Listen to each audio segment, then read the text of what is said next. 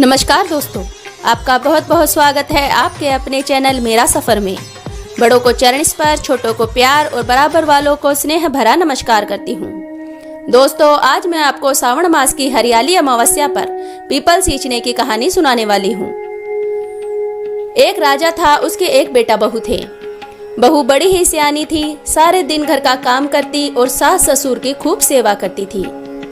वह रोज मंदिर जाती थी, पूजा पाठ करती थी, पीपल के पेड़ के नीचे दिया जलाती थी। बहू ने एक दिन मिठाई चोरी कर कर खा ली। जब सास ने पूछा कि बहू मिठाई कहाँ गई, तो बहू ने डर के मारे चूहे का नाम लगा दिया। यह सुनकर चूहे को बहुत गुस्सा आया और उसने मन में विचार किया कि हमने मिठाई खाई ही नहीं, फिर भी बहू ने हमारा नाम लगा दिया। चोर को राजा के सामने लेकर आऊंगा। एक दिन राजा के घर में मेहमान आए थे, तो राजा ने नौकरों को कहकर मेहमानों के कमरे की साफ सफाई करवा दी और अच्छे से बिस्तर लगवा दिया। फिर मेहमान सो गए। चूहे ने बहू के कपड़े ले जाकर मेहमानों के बिस्तर पर रख दिए।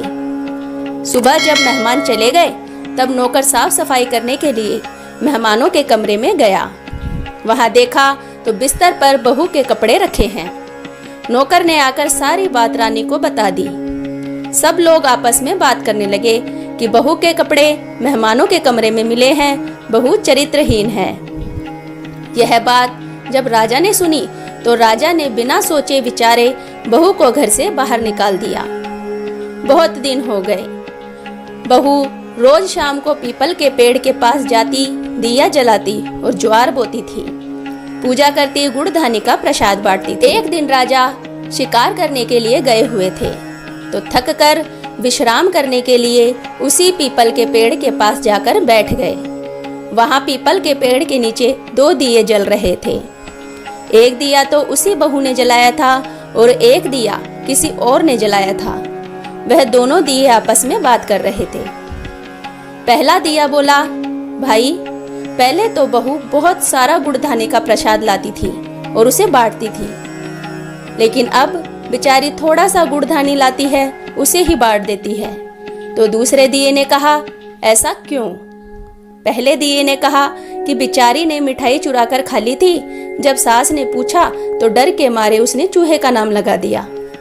चूहे ने उसे सबक सिखाने के लिए उसके कपड़े ले जाकर मेहमानों के कमरे में रख दिए, जिससे सभी घर वाले उसे चरित्रहीन समझ रहे हैं। और राजा ने उसे बिना सोचे विचारे, बिना किसी से पूछे घर से निकाल दिया।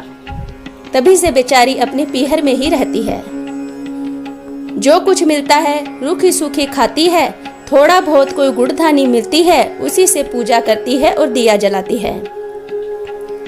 जब राजा ने दोनों दियों की बात सुनी, तो वह बहुत पछताया और शर्मिंदा हुआ और उसने विचार किया कि बहू को वापस मान सम्मान के साथ घर पर लाएंगे और उससे क्षमा मांगेंगे। राजा घर गया और सारी बात रानी को बताई। तब रानी ने कहा, अरे, इतनी सी बात के लिए उसने मुझसे झूठ कह दिया। सच कह देती तो उसे कोई कुछ कहता थोड़ी। हो सकता था थोड़ा सा डांट फटकार देती और थोड़ी कुछ कहती, कम से कम इतना बड़ा कलंक तो सर पर नहीं लगता। तो राजा ने कहा, कोई बात नहीं, जो हुआ उसे भूल जाओ। चलो चले, बहू को पूरे मान सम्मान के साथ वापस घर पर लेकर आएं और पूरी प्रजा के साथ जाएंगे, तो प्रजा को भी पता चलेगा कि बहू निर्दोष है और यह कलंक भी उसके सिर पर से हट जाएगा। राजा पूरी प्रजा को लेकर बहू के मायके गया और मान सम्मान के साथ बहू को घर पर लेकर आए और बहू से अपनी भूल की क्षमा मांगी। बहू ने सास ससुर के पैर छुए।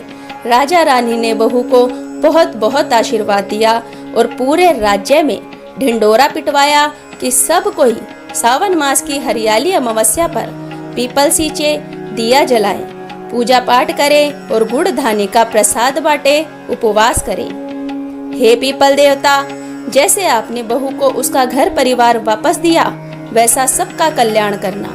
कहानी कहने वाले, सुनने वाले, हुकार भरने वाले सभी पर अपनी कृपा बनाए रखना। जय हो पीपल देवता। सो फ्रेंड्स, आपको आज की कहानी कैसी लगी प्लीज कमेंट करके अपनी राय अवश्य दीजिए। चैनल पर नए हैं तो प्लीज चैनल को सब्सक्राइब कीजिए, बेल आइकन को प्रेस कीजिए, जिससे आपको हमारी आने वाली वीडियो की नोटिफिकेशन सबसे पहले मिल सके।